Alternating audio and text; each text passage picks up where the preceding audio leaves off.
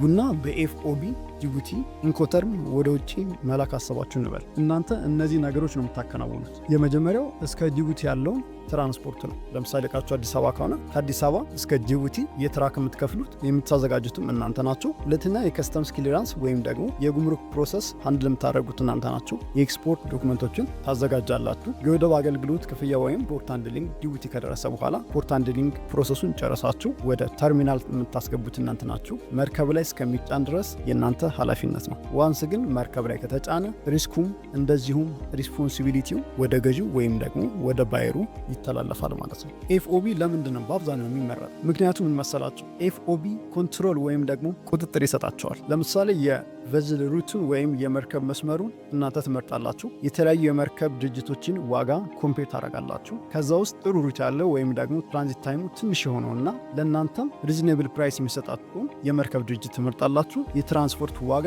ኒጎሼት ማድረግ ትችላላችሁ። እውነተኛውንም ወጪ ቼክ ታደርጋላችሁ። ለዚህ ነው ልምድ ያላቸው ነጋዴዎች ኤፍኦቢን የሚመርጡት።